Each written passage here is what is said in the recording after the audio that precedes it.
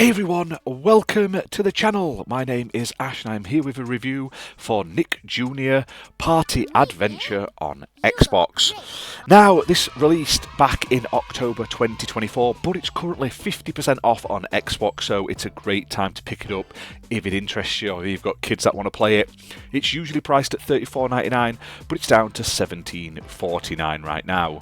Now, this is developed by Melbot Studios, and it's published by Outright Games Limited, and they were kind enough to send me a copy for this video review, so huge thank you to them, as always, for that. And if you're interested in any of the other Outright games, we've pretty much reviewed all of them nearly now on the channel, so you can find them in the reviews playlist. Now, this game is a sort of puzzle platforming adventure game that kind of gave me the look of the Captain Toad. I don't think it is exactly like Captain Toad, but it kind of gave me like Captain Toad sort of visual vibes. Set in the Nick Jr. world, and it's sort of aimed at primary school age or lower children, like the younger kids.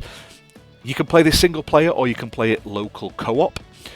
So an older kid may get a bit of enjoyment out of it playing with like its younger sibling, but there isn't a lot in terms of stress or challenge to this game, so it's very good for younger kids. It's very well laid out, so the game sees you basically having to help all the characters from 6 different Nick Jr. shows, and some of these are like well known: Dora the Explorer, Blue's Clues, PAW Patrol, Blaze and the Monster Machines. They're the 4 that I knew outright. There's also that pirate one that I can't remember the name of, but when we used to watch the Nick Jr. with the kids, it was Dora, PAW Patrol and stuff like that that they were really into. And I still remember Blue's Clues from when I was younger, the original time it came out.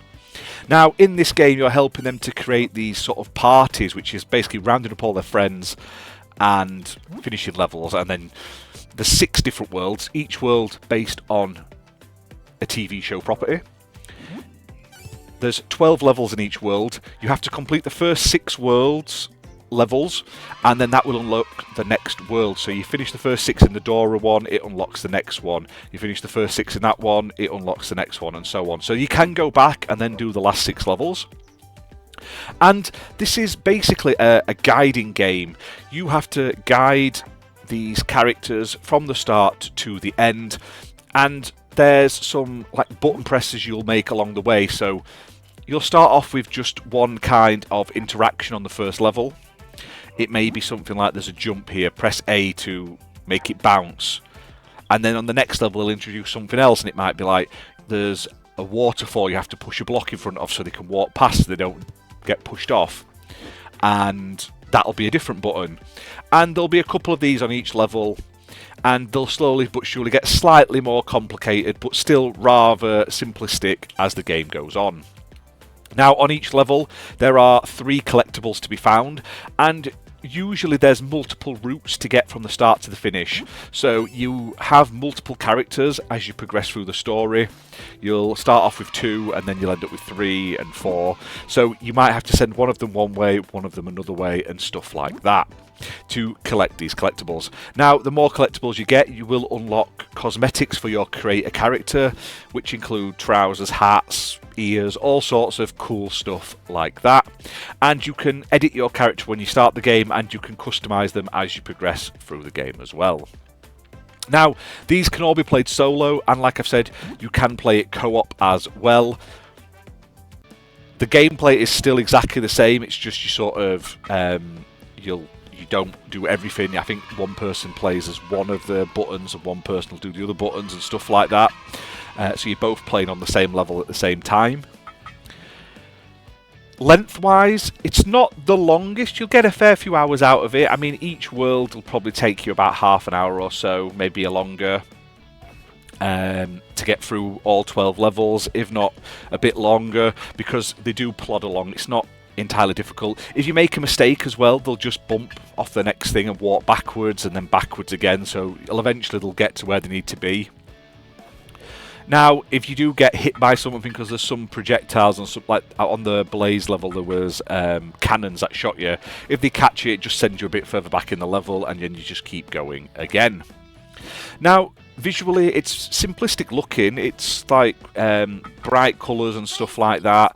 It'll be perfect for kids. It's colourful, it's bright, all the favourite characters are there. There's interactive elements and stuff. I will say the music is mind-numbing. It's like on repeat constantly in each world, and it drives you a little bit insane, I'm not going to lie.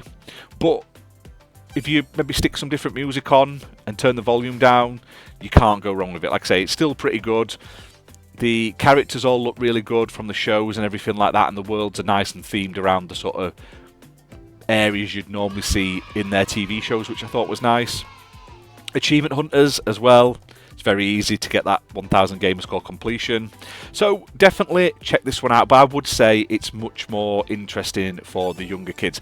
My kids are 8 and 10, and my youngest, she was a bit outgrowing of it. She played along with it just so I could do the review and stuff, but I think she's sort of outgrown this style of gameplay.